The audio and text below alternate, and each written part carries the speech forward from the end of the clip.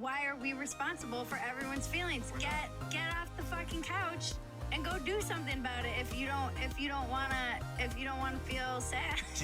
Go, girls! And to train every day, because to me it became kind of like every workout I do from now on is going to take me one step closer to turning this beautiful vision into reality. It's time for me to get back to a promise that I made to you guys a long time ago. So day 200 was a day where I talked about the date of 19th of October, and this is the date that has already surpassed. And basically, if you haven't watched that video where I talk about training 200 days in a row, that's a good video which will discuss the early parts of this challenge, which I set for myself. So basically the first 200 days of me training 365 days in a row. And what I'll be dedicating this video to is specifically those days coming after day 200 up until this point.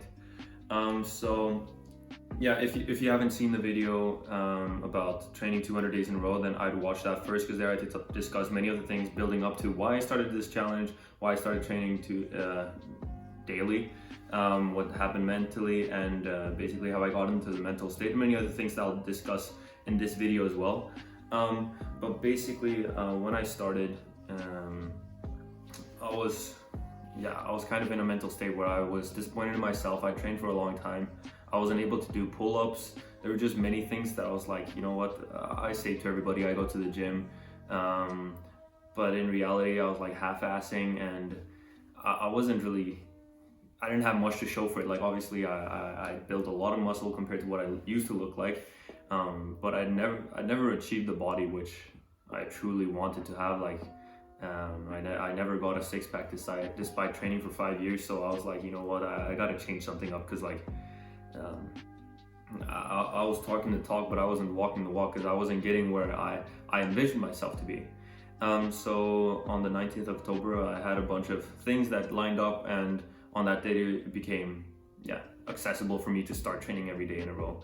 I mean, I could have actually done it a long time ago, started a long time ago, thinking retrospectively, but at the time when I did start, it was when it felt right. I felt relaxed and ready to give this a shot. But so basically for the first 200 days, I took pre-workout. I was training like crazy. In the pre-workout there was this caffeine. I'm just doing a quick summary of what I talked about in the 200 days in a row video.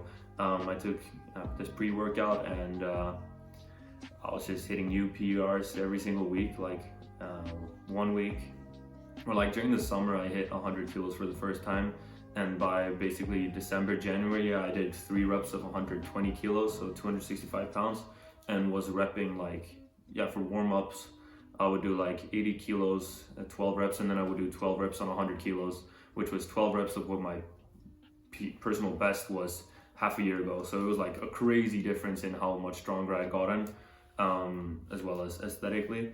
And then it came to a point where the pre-workout wasn't kicking in, so it took a long time for me to, I felt like, okay, I'm not feeling anything from this, and this is supposed to be super strong. So I just tried to cold turkey that, which didn't really work. You know, like I would go to the gym and then I'd be like, oh come on, I'm training chest, I need something extra, you know, it's supposed to feel nicer, you know. So then it would be like, then I'd buy these like energy drinks, which was just basically just a waste of money, because like I might as well just continue with pre-workout, but I didn't feel anything. So a bunch of those things, but yeah, I continued, so I persevered, good word. So after day 200, I continued going to the gym. And alright, so I did continue training after those 200 days, and this is where the real story time starts. So a bit earlier than the 200 day mark, I walked up to one of the receptionists working at the gym, which I was at daily, and basically I asked them, hey, do you guys have any open positions or whatever?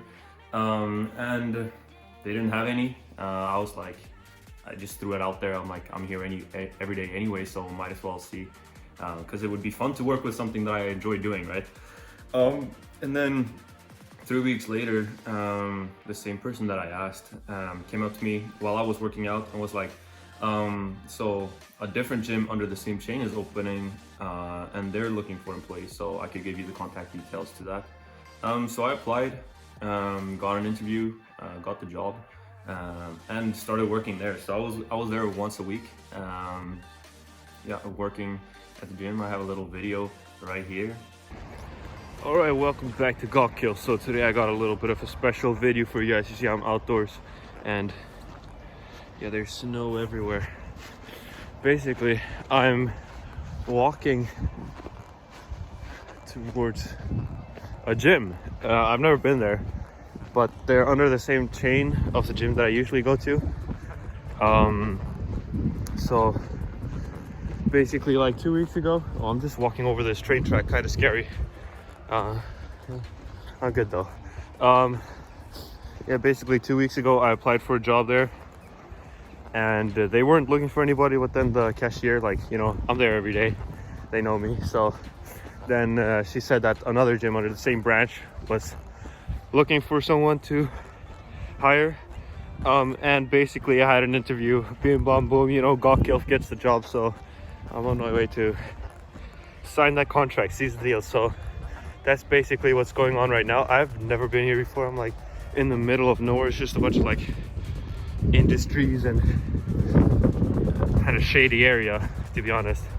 But yeah.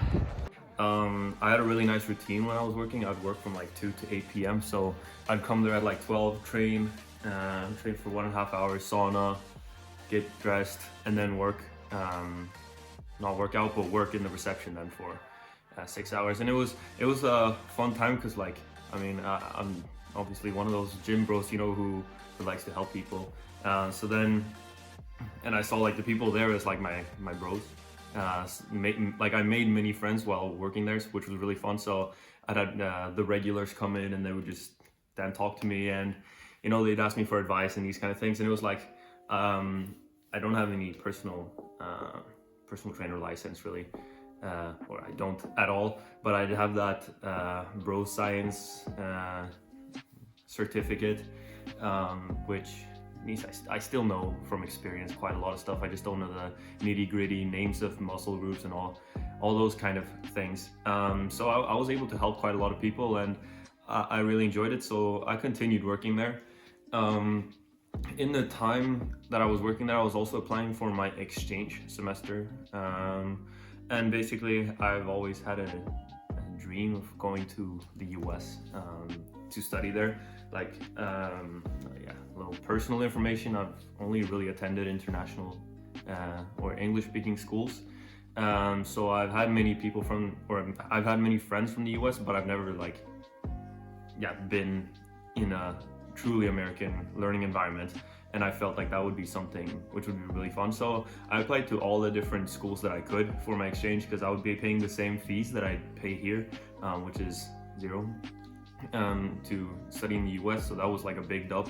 But then yeah, that kind of went down the drain with the whole COVID situation, so that really like let me down. Like I was using that as like my motivator throughout my university studies, because at times it was very difficult and very demanding, and I was like, I'm so done with this. But then I would remind myself, oh yeah, but next semester I'll be in the US, I'm gonna have such a blast. So that was basically all I was looking forward to. I started in 2020, or no, what's it called, New Year's 2020 to 2021. I cut my hair actually on the 31st of December, and then up until then I didn't cut my hair, because I was thinking, if I go to the US, what other time would it suit to get a mullet? I don't know, I had a bunch of things planned out, and I was going to make so many videos, and that was really when I was expecting my weekly videos that says on my YouTube banner to actually start. But that got cancelled, which was a big letdown. Like, it was practically impossible for me to be able to go because of different visa applications and stuff. So that was a big letdown. I was working like a lot extra to get some extra money so that I could travel while being there and do all sorts of fun stuff. So I basically worked the whole summer, no vacation. And then, yeah, I didn't really have, how do you say it? Anything to like directly spend it on. Like the money I was getting from working was basically what I was saving up trying to splash while in the US, if that makes sense. So it all felt kind of pointless. Like obviously money is amazing, it opens many doors, but it wasn't like I needed this to survive. It was more that this was going to be used for the US directly. So then it felt like I wasted my whole summer doing work that, okay, gave me money, but for what reason? You know, I was like, it put me down in like a big, like rabbit hole. I don't know. It was tough mentally because it was like, okay, I still enjoyed working, but it was like, it was hard to find, but what am I doing this for? And that's what made me a little bit like frustrated, because I wasn't able to visit my family. I wasn't able to visit like most of my friends. I was stuck and limited, which really sucked.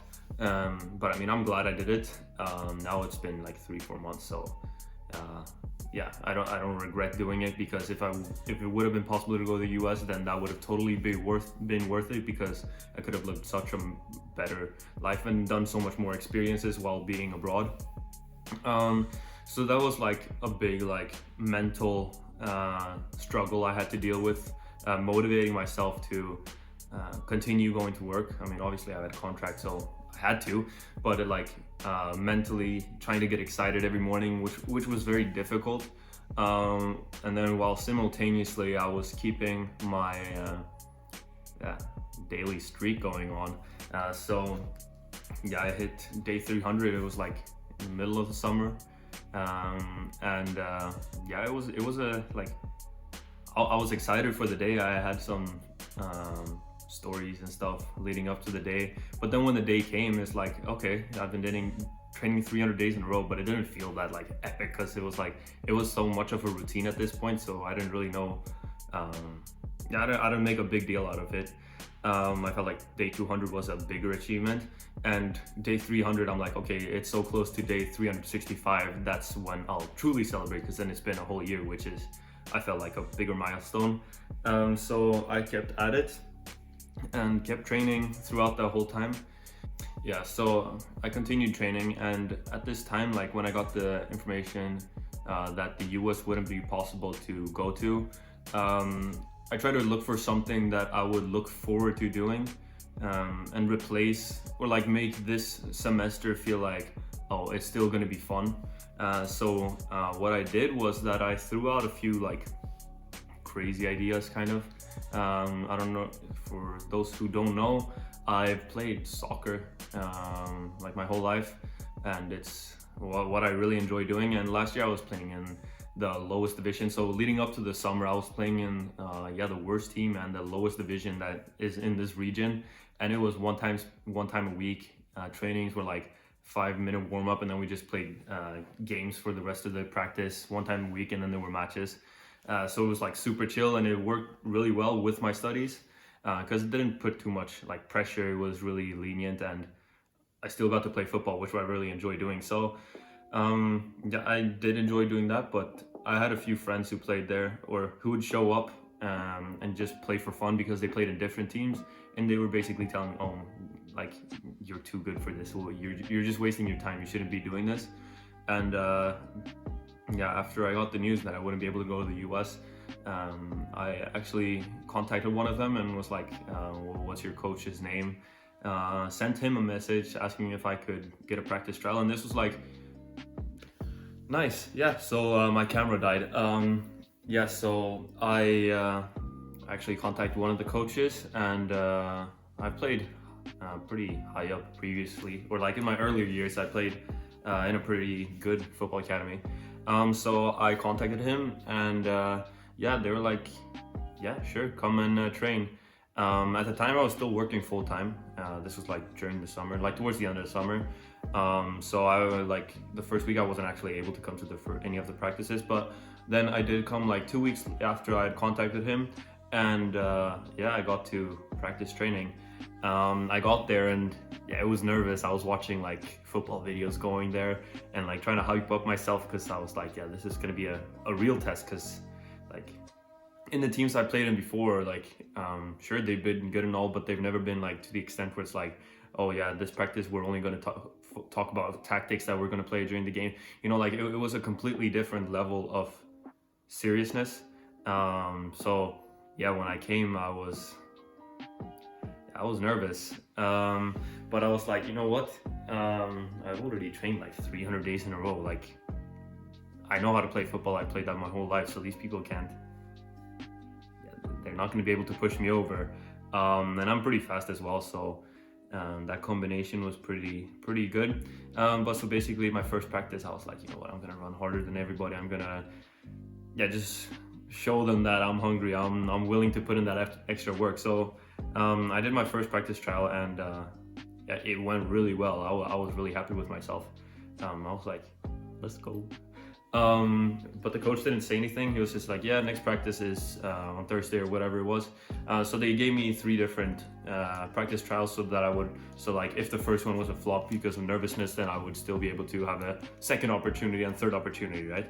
So the second opportunity practice trial came, and that also went really well. I was like, you know, I had so much pressure going there, so I was like, I gotta perform. This is my chance. So yeah, I did really good that time as well. And then the third came around, and yeah, I was feeling like, you know, there's no way they're gonna say no. I mean, it's if my past experiences don't add up to what they're looking for, but on a personal level and skill wise, I felt like I was definitely able to keep the tempo, despite me coming from like one of the worst teams in my region. So it was a big step up. But basically I did play really well, and after the third practice I was like, okay, so what's up, you know? And then the coach was like, yeah, so next week we have trainings on Monday, Tuesday, Thursday. And I was like, wait, so you mean you want me to play here? He's like, yeah. And that was such a big moment. I was so happy, and like I felt like, let's go. I felt like an excitement for like, for myself. I was like, you know what, I've played football my whole life. I've never played in the best teams. I've just been a good player, but never like been part of the better teams, if that makes sense. Like I've just played with friends and stuff. But now I actually got something to show for it, you know, like I could put or tell people that like, I've played football, and yeah, I've also played in this semi-professional club. So yeah, I did actually get in, and I played there for 6 months pretty much. And then yeah, some other things happened. So then after that I was playing football like 5 times a week. I got to play my first game. It was an away game. We were on a bus for 4 hours. It was big. And then I got subbed in, and my first game didn't go too well, I have to be honest. You know, I had so much pressure. Like I felt like, okay, this is my one chance to prove that I'm something. So basically I got subbed in the 70th minute. Directly when I got subbed in, our captain got a red card, so we were 10 versus 11, and we were already losing 4-0. So I came in with everyone already demotivated, and with a red card. So I had to run then. I was playing winger, so I was running up and down and defending the whole time, and they were like pushing up with their wing backs, and it was rough to get subbed in that minute, because it was everyone was already kind of down, and we'd already lost the game, it felt like, but I still felt like, okay, I gotta show it. So I basically sprinted and ran as fast as I could for the first 10 minutes. And then after that, because it was like a really warm day, and I'd been sitting on the bench, and we were in the sun for like 2 hours before I actually got subbed in. So I was pretty like dizzy from the sun, right? So then after running for 10 minutes straight, I was like, you know, I was dying, I was out of breath, and I'm like, what's going on? And then I just had to keep at it, and we finished the game losing 7-0. So that was my first game, which was kind of sad. but I got to play my first game that I was taken into the squad, which I was pretty shocked about. Like after 2 weeks of having my practice trying out or whatever, I got to play my first game, and that was epic. It was a big moment. And then yeah, weeks after that, I got to play. I played consistently every week going up after that, and yeah, so I played in total, I think it was 7 games of this season, where on the 6th I actually got to start for the first time, which was a big moment. I remember in my 4th game, when I got subbed in, we were playing in front of quite a big crowd.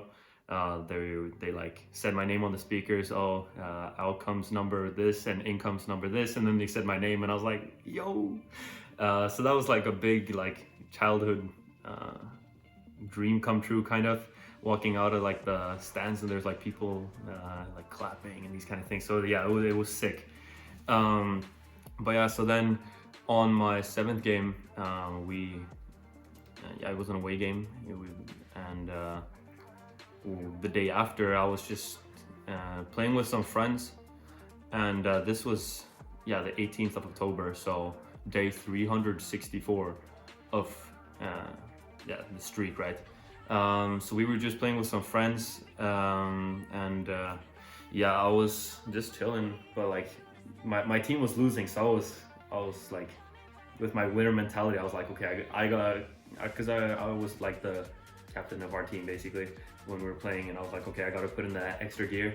And then we were like, okay, should we finish now? And then we were like, nah, let's play last goal wins or whatever. So then mentally I was like, okay, I gotta show them. And you know if you played any sport yourself, when you say that last goal wins or whatever, you put in that extra shift, and it's everything's on the line. So then I got a tackle while we were playing those last seconds, and I got tackled, and I just heard like a big crack, and I fell to the ground, and I realized, like with the noise that it made when I got the tackle, I realized that like, this wasn't just going to be a big bruise. I understood directly that this was a lot more serious, and that was a big toll. Basically after I fell to the ground, I understood that something was seriously wrong. I got rushed to the emergency at the hospital, and so while there, it was I started puking. I was feeling really bad, like I was completely pale. But they did an x-ray. I got some crutches, and it was called, they gave me like some protection basically for my knee. And then the day after was day 365, but I couldn't walk, and on that day I had to go get this like how do you say, like a outer shell for my leg, and this was not accessible by public transport, so I had to walk for like 6 kilometers on crutches, so basically hopping on one leg for and half an hour there and half an hour back. And this was like such a mental struggle, and I broke down multiple times on that journey, and it was not fun whatsoever. And when I came home that day, I was devastated. Like I couldn't even put on my own socks. And I was so sad. Like not only was my football career over until depending on how long the recovery time was, but also the fact that I couldn't get myself to the gym, because the gym would be like, it's 2 kilometers away from here, so it would be pretty much like 20 minutes there and 20 minutes back, and just to be able to go there, and then me being there and wouldn't been able to do anything basically, like I wasn't able to get myself to go there. So that's the reason why I only traded 364 days.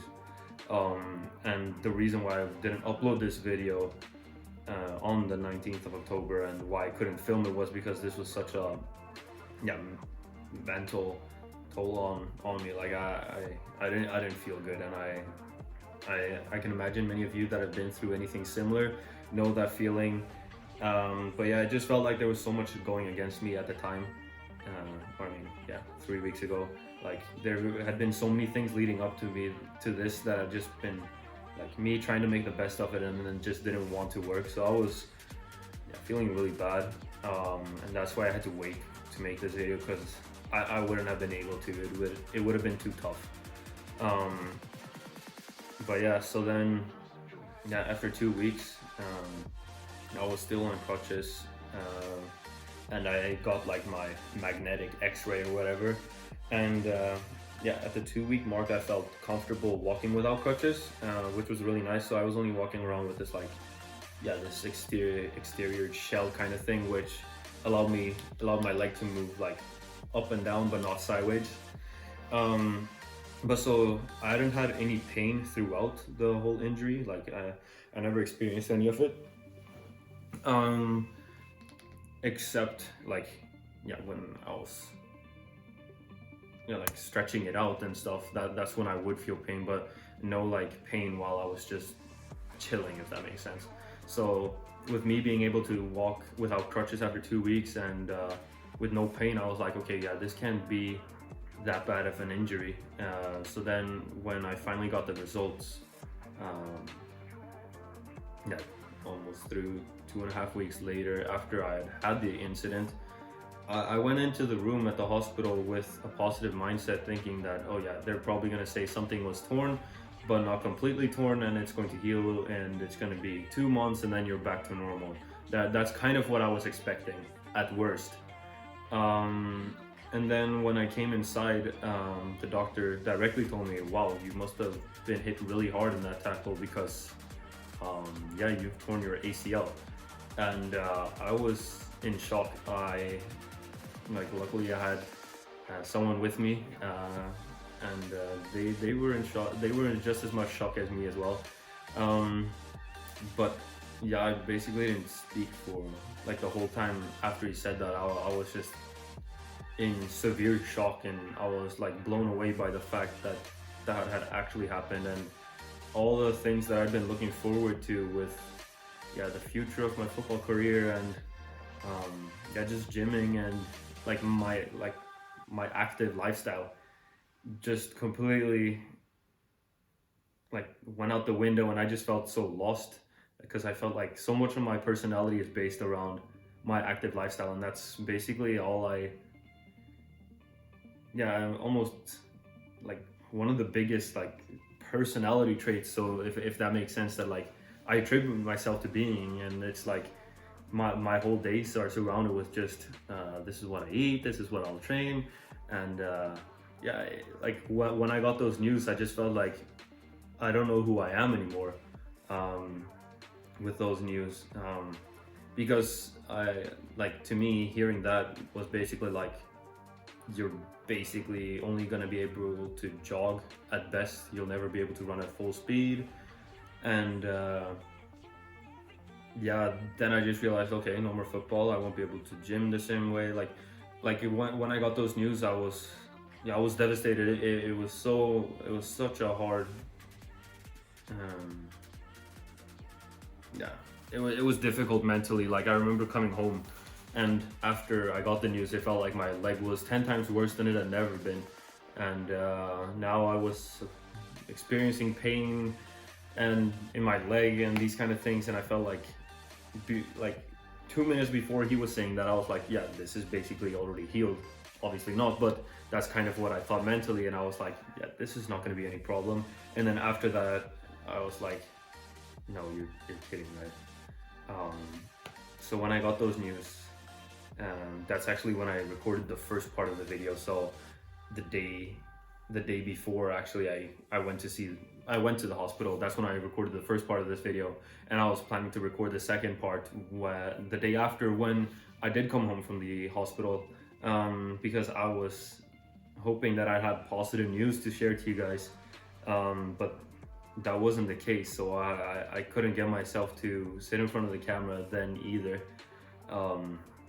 But now it's been a few days since then, and I've been able to collect my thoughts, and I'm pretty positive. But yeah, so that's why I took some time for me to make this video. And yeah, I wish I could have trained 365 days in a row, but it just wasn't meant to be. And yeah. All right. So on top of football, I also had some other things going on. So basically, from playing football so often, I was doing a lot more cardio than I usually was, and to a extent which was great, much greater than me trying to do some hit workout or hit at the end of a workout session or something. So I really started to shred down like really much. Like before I started playing football, I was around 87 kilos, and now I'm around 85, 84. So I've gone down like 3 kilos from since I started playing football while simultaneously going to the gym. So it's basically been yeah, a loss of a little bit of muscle, which sucks because like I've noticed the loss of size. But I mean, that's obviously helped with playing football. I become like quicker and more explosive. But yeah, so with me getting more shredded, I thought like, you know what, well, I should try to compete as well. So I actually had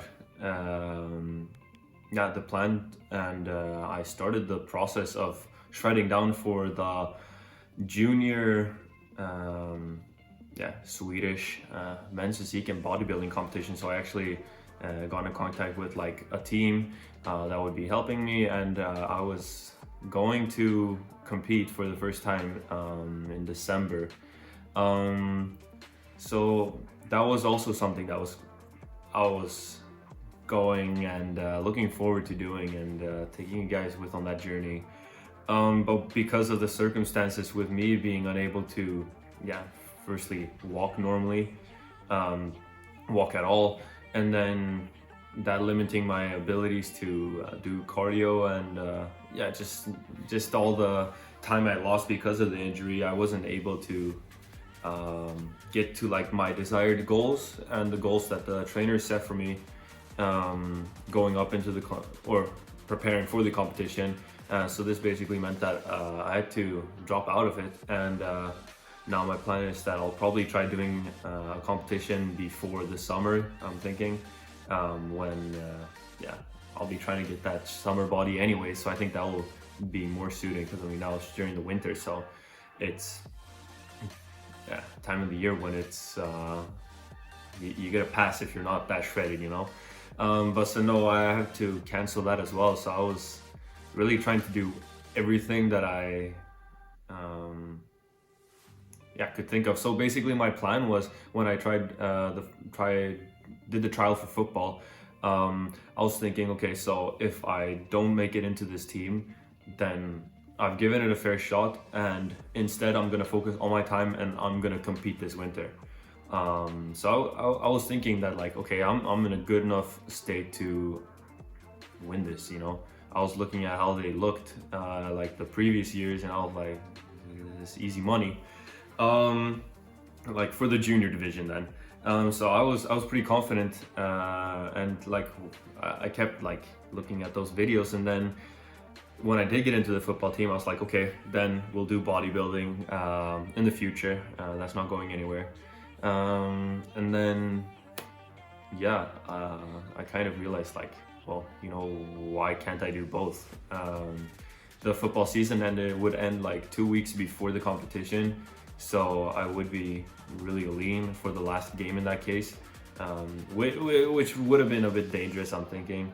I would have had a very different body than that I have right now, so I think my game style would be very different, and I don't know how good it would be to have physical contact in that way. But basically my plan was then to, yeah, play football and compete in bodybuilding, which I thought, yeah, I can definitely do. And honestly, if this injury wouldn't have happened, then yeah, I would have been competing this winter in the, yeah, I don't know.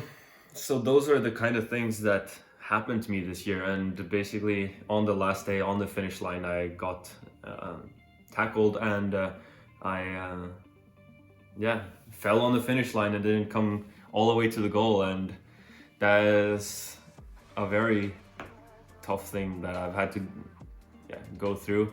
But now, like 3 weeks later, I'm trying to see the good things out of it, and like I feel like I've gotten a lot of perspective from this all happening. I mean, I obviously wish that none of it would have happened, but I'm really trying to make and see like the good things and all the other stuff that I wasn't being able to spend time on. I can do now. So that's where I'm at right now. It's been 3 weeks since the injury.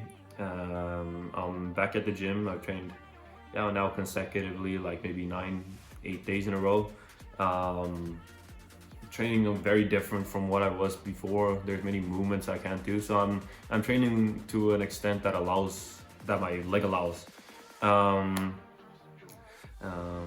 But yeah, for anyone out there who has gone through anything similar, or anyone who has a valid reason to not want to work out, or you're in a situation where you just feel like everything's going against you, I know how it feels. I think everyone is there once, one time or another, and obviously I'll never be able to relate to your situation fully, and you won't be able to relate to mine, but just try to be positive and be nice to the people around you. You don't know what they're going through, and maybe they're in that patch right now, and just try to keep motivating your friends and try to check in on them and see how they're doing. That's kind of what I want to get out of this video. I know I appreciate it when my friends do, and just keep at it, you know, like even if you're struggling right now, there's definitely going to come an opportunity where you'll be back again to the level which you were before, and probably even better, stronger, and mentally stronger as well. Like that's what I feel like I'll gain the most from this, because I'll really have felt like, oh man, I was at rock bottom, but I managed to pull through, and nothing can stop me. And I feel like you out there who are in this situation and who are struggling with it, you know that feeling, and you're still here, and you're still putting in that work, and to what extent you're doing, that's nothing I can really speak of, but basically just don't get too demotivated, and don't let things that you can't influence you. Like I mean, obviously I could have not played football that night, and I was advised not to, but basically just don't let those outside forces that you can't control impact so much of your life and your mental state. Like try to be grateful for what you have and do the most out of that. Yeah, that's basically all I have. But thank you for watching this video, and thank you for listening. If you made it this far, I'd really appreciate if you wrote something to me. My Instagram is GolfKilf, same as the YouTube channel. And yeah, we can have a chat and get to know each other. Yeah, have a good day. GolfKilf signing out.